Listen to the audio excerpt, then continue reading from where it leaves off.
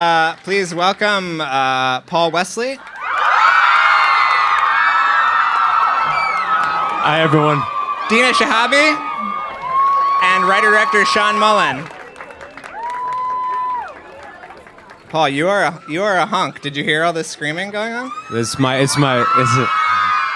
That's for me. It's for family members. This is my extended family. Yeah.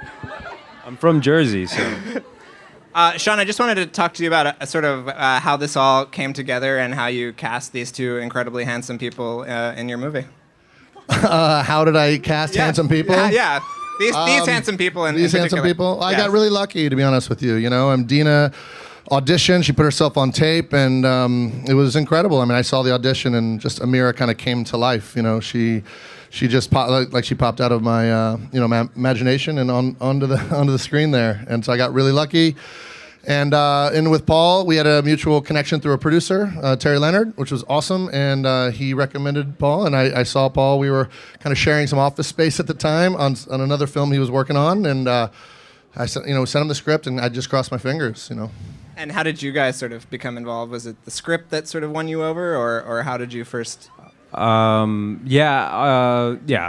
I love the script. But I saw Sean's short. I loved his short films called Sadiq. Sadiq, yeah. And then I saw, I probably shouldn't say this, but I saw Dina's audition.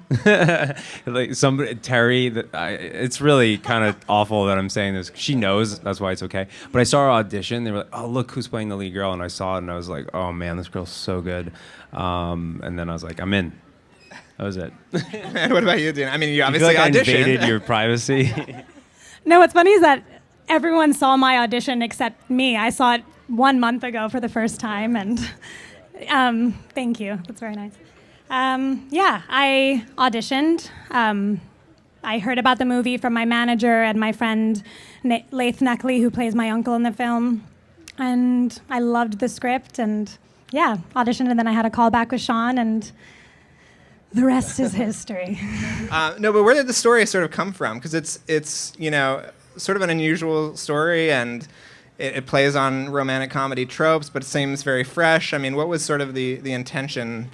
Well, I mean, I love a good love story. I think most people do, right? And so the idea is how do you make it new? How do you make it fresh? I mean, I had my first screenwriting job. I was hired to write a screenplay for Britney Spears, which was hilarious. Like working with her. What was the project? Well, working with her turned out to be much funnier than the script. But she's awesome. I mean, she was great, but it was just a very crazy process. During that process, I watched every romantic comedy that had ever been made because I was nervous as hell. Because what was I going to do? And so I learned what not to do, really. And I leaned on some of my favorites. There's a great film from 1955 called Marty with Ernest Borgnine, which is just this fantastic love story about outsiders. And I just the idea of two people who don't fit in anywhere but like with each other, to me, is just a romantic concept. And can you talk about the setting? The movie is set in 2008.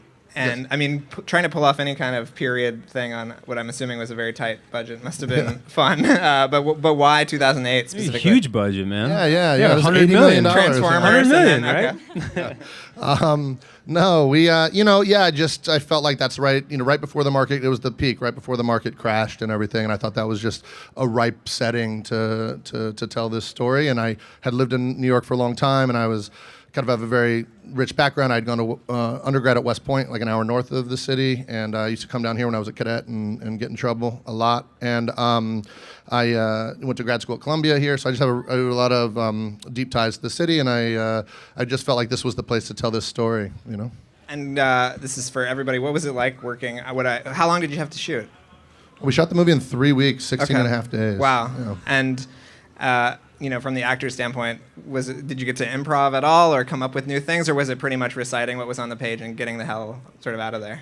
Yeah, it was a combination of his lines and his script, and then he would give us the freedom to improv and play with it and, just have fun. I was senile. I was shooting my show during the week and then coming on the weekends and shooting this, and I was like, I would be like shooting an all-nighter on a Friday, get on a plane, shoot this, and like I don't even know. I know. He'd be like, I'm exhausted. I'm like, use it. Yeah, just use it. Your character's tired. I don't remember anything. Action. No, it was great. A lot of improv, which Sean encouraged. And shooting in New York, I'm sure, must have added its own share of sort of unpredictable elements. Yeah, I mean, pros and cons, you know. I mean, obviously, I mean, it's a wonderful place to shoot, you know, the energy and the production design and the crew you can get here is unlike anywhere else. So it was all a plus in my mind. I feel like, Dina, you were selling your DVDs like down the street. Where was that close? Like, Yeah, it was, you know, just off the Canal Okay. subway stop on the N train. That's where I was standing around, and they crossed the street and like hid while I sold fake DVDs to random people. How did you come up with the little? I love the little sort of synopses you give each movie. Did you sort of come up with that? No, I mean, that was mostly in the script, but I think some of it was... Some of it I made up on the spot because I'd watched all those movies. Right. I just thought it was Did you hilarious. have any There's- weird reactions from like people that were Well, like yeah, strangers? there was actually one guy who I almost convinced to buy a movie. Yeah. He's like, how much? He's like, yo, I how was much? like, How much? $5. Yeah. She's like haggling with this guy. I'm like, this is great. This is great. I hope you take Amira and Sam Blu-rays out when it's ready and start. Should do That's that. how we'll sell Little the film. promo. I'll just be Yeah. up there. in character. Let's pause for a second and take a look at a clip from the movie. This is sort of when your romance is burgeoning with Martin Starr, who is unfortunately not here, but is a hoot. So let's watch that. Ooh, So ooh. cute. What's gonna happen on the bed? Oh no. Never guess. Gotta see the movie to see what happens on the bed. I think that we should The have whole you 100%. just do that throughout the movie. I should just be talk. narrated. By the way, like in the Just behind the narrate. scenes Blu-ray like version, I should just be Be the narrating narrator. as like Yeah. this, like overly. Ooh, is she gonna go in the bed? happen? What's gonna happen? Don't go on bed. Oh, boy. Now, can I ask everybody what it was like working with Martin? Because he is absolutely fantastic in this movie, very different, and you guys obviously have two very different sort of relationships with him. What was that sort of process like? He's the best. I was about to say he's the worst and make a joke out of it, but no, he's the best and was just so fun to work with, so generous, always unpredictable. I'm sure you've experienced that. Always joking. He would always mess with Sean. Sean would tell him to do something and he would do the opposite. And so by the end of the shoot, it rubbed off on me. So Sean would tell us to do something and then we would both do the opposite. And I like Which my head was great exploded. for Sean. Yeah, He loved was- it. Yeah. Yeah, no, I mean, Martin was wonderful. Yeah, I mean, you know, it definitely, like with any actor, you know, you just need to feel each other out for the first couple days to make sure you trust each other. But once that happens, we were off and running. Yeah, I was constantly. I was a little intimidated, to be honest with you. Why? Because you know, you think comedian, like funny guy, he's gonna be like naturally like, you know, warm, but he's very like. I mean, I appreciate it now, but he's very like he just kind of sizes you up, and then he just that still is our relationship. Actually, he's continues. It's just like I'm a little intimidated by him, but what I like about working with actors like that that come from a comedic background is that you kind of never know what they're gonna do next. It's unpredictable, so your reaction is always spontaneous and always new and always fresh, because it's never really premeditated, which is, you know, sometimes the case with certain people that are just not that interesting. Right. Can I ask what it was like working with Draft House and being a part of Forever Fest?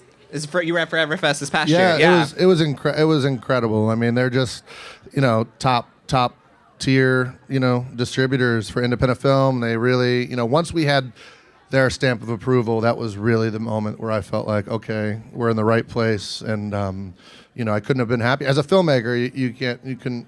I couldn't be any happier. My AD on Vampire Diaries and my DP, my director of photography, are movie buffs, and they're hardcore movie buffs, and they're actually, one of them's from Austin, and when I told them that Draft House was picking up the film, they were flipping out. They said they're like, Draft House has a batting average that is perfect. Every film they put out is perfect, and I'm like, it's just kind of amazing, to be honest with you. Let's watch another clip where Dina is super hilarious at at Paul's party, Paul's engagement party, right? What is this? Yeah, no, It's a clip from the movie. he engaged all you. See, it's cute. They'll watch it, I think. Can you talk about sort of things that maybe didn't make it into the movie that you wish were still there, or was pretty much everything shot? Oh, like all of Paul's nude scenes? We talked about that earlier. Yeah. I was ready to go, man. Full frontal. I was. No, I mean we didn't have sorry. enough. We didn't have enough. God, Yeah, we didn't. I forget my Explicit, audience. We explicit. really didn't have enough money to waste time shooting stuff we weren't going to use. So, I mean, I had 99% of what we shot, 98% probably is in the film. There's that amazing shot though. When I was in my office, looking down on Ground Zero, that didn't make Very it. cool. That was a cool shot. Very cool shot. Yeah, But handful of shots. No scene. Well, no, one scene, I guess. There's a scene of Martin, There's a early on. topless scene of Martin that didn't make it into the movie, there isn't is. there? Yeah, exactly. So there is nudity. Yeah. There's cut. Can you talk about what it was like? Sort of, the movie has a kind of political edge, but it sort of walks that line, very finely. Can you talk about what it was like to sort of weave that in, but never be sort of too heavy-handed? Yeah, well, I think if you're making a film about like issues, this is veteran assimilation and immigration. Those can be very heavy topics, and nobody wants to go to a movie and really be preached to or just like be bored with stuff like that. So instead, you need to connect emotionally with an audience. And I felt like if we could just create a story where you've got two people that the audience is rooting for, and they're dealing with these complex issues, but in an intimate way, that speaks to audiences universally. That's the best way to reach audiences, and. Well, on that note, I want to show this third clip, which I'm really excited to talk to everybody about. So let's see that. That scene is amazing, and I just want to ask Paul and Sean what it was like to write it, what it was like to perform it. It was a lot of information that I had to. I don't know anything about the stock markets, and I'm a college dropout. Don't do it, kids. But I'm just saying. Anyway, yeah, I had to sort of learn about the sort of I don't know. I spoke to some of Sean's Wall Street friends, and I had to really understand what I was saying, so that it wasn't just completely coming out of my mouth. But you had to believe that I really believed in what I was saying. So I had to do a lot of research. But I don't know. We shot it in like a diner, and it was just it just came naturally. I mean, do you remember? It was a diner. It was still like a working diner. Was it a Yeah. working No, diner? I mean, I think we had it for the half day or something. Right. But we had to shoot quickly, I remember. So, yeah, I think it came together well. It is a lot of information. It's one of those scenes where, it was, it's tricky to edit to make sure you have enough, but not too much stuff. But I think it all works out well. And did you write that sort of before the Occupy stuff went on? And I mean, because the use of 1% is obviously very powerful. It was in after that the scene. Occupy stuff. Okay. Yeah. I think that we have time for a few questions, possibly vampire related. I'm not sure. My question is for Paul. So you're mainly known for being an actor, but you've been recently dabbling with directing, like on The Vampire Diaries. So I was just wondering if your experience as an actor has kind of helped you with directing in any way? Yeah. Well, first of all, thank you for giving me the opportunity to plug my episode. It airs on Thursday. We're out of here. Directed by your very own, yours truly. No, but that's a really good question. I'll try to make it quick so I don't bore everyone. But yeah, I definitely, as an actor, I appreciate when certain directors, sometimes less is more, is what I learned. And sometimes it's best to just let actors play. Sean was really good at that. And that's something that I learned when directing the show. You would think that I would get in there and be like, do it this way. It's really about making everyone the best that they can be in their own natural presence. That's what I learned. Sean, how do you feel about your directorial skills being put to use? By Paul? By Paul, yeah. Oh, wonderful. Great, yeah. I mean, take him, man. Take him and run. Dina, are you going to watch the episode or no? Of course. Okay. You better. Duh. Friendship over Yeah, if you don't. Hi. I have one for Paul. What do you... Really? Hi. What's your opinion on the plot of the movie? What do you think of it? What do I think of the plot? I love it. I love films that take place in New York. This was a very difficult time in America, particularly in New York, post 9/11. It really affected, my family's from here, and this neighborhood, they're from Jersey, but don't hold that against them. Represent. But thank you. Like Sean was saying, it's two people that are complete opposites coming together in this environment that is really kind of, a really trying time. I find that setting to be really dynamic, so I love it. It's for Paul. Hi. Of age. I'm Jamie. Hi. How you doing, Jamie? What is it like working with Nina and Ian on the Hell Vampire Diaries? on earth. No, I'm just I kidding. love you. Thanks. It's great. Paul, I love you. Thank You you. inspire me. What? Thank you. Inspire me. Thank you. Hi, Dina. How are you? Dina? I'm good, thank you. I'm over here. So coming from the Middle East, how do you feel you've, I guess, paved the way for people to have available opportunities to go into filming and artistry like that? Oh my God. I mean, I hope that I begin to do that in some way, but I don't know. I don't know how to answer that question. I think what's cool about this film is that I play a Middle Eastern woman that is someone you wouldn't necessarily see everywhere, and so that was really exciting to me to show a different side, and I hope that maybe that'll start people to tell those kind of stories more often. That's what I hope. Yeah, I mean, I think the film is about challenging perceptions on all levels, whether it's veterans or immigrants, and that's kind of what we were after, so hopefully it helps. And that people can relate to a character like Amira. I think that's really exciting. Hi, my question's for Sean. I know. Wow. You over there. Sorry, Paul. Oh, me? No, sorry. I'll let him answer. You were talking about how you didn't want to shove things down people's throats and you wanted them to walk out with a feeling. If there's any feeling people could walk out of the movie with, like a new idea, what would it be? Well, I mean, like I said, challenging perceptions is a nice one. Not judging a book by its cover, and the media has a tendency to drive certain narratives down your throat. Every veteran is a loose cannon, and every immigrant is a troublemaker or this or not not supposed to be here. And I think those are misconceptions that have marginalized both veterans and immigrants. And so all that being said, that all sounds very political and heavy, but when you watch the film, it's a very, hopefully, touching, sweet, engaging love story about, finding somebody. I think the most important thing when you fall in love is finding somebody who really gets you and understands you. All right. Hi, my question's for Paul, and I was just wondering, how does your character in the movie compare to your character on the Vampire Diaries?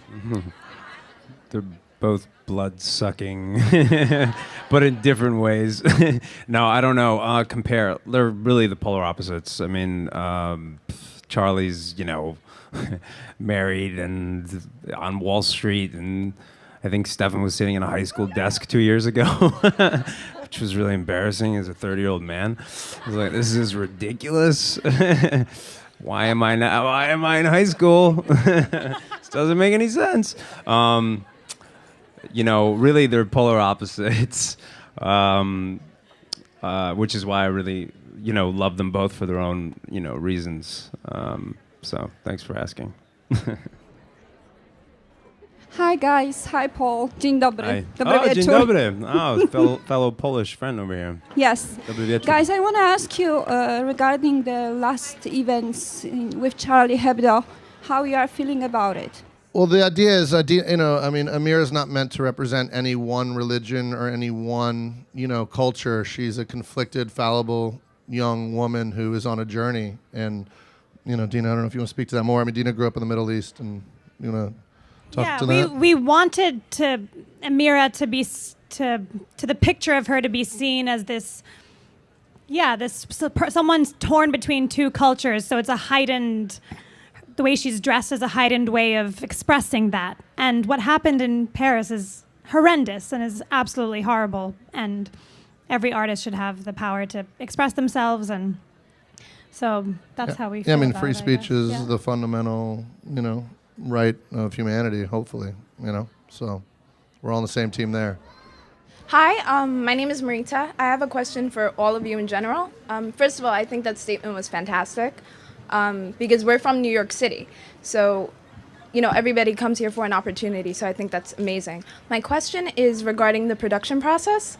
In terms of editing, I'm just curious as to what system you guys used and if other people played a part in it. Like if you guys may have played a part in the editing process, just out of curiosity. I mean, Paul cut the movie on his laptop, right? No. Did you use iMovie? Apple.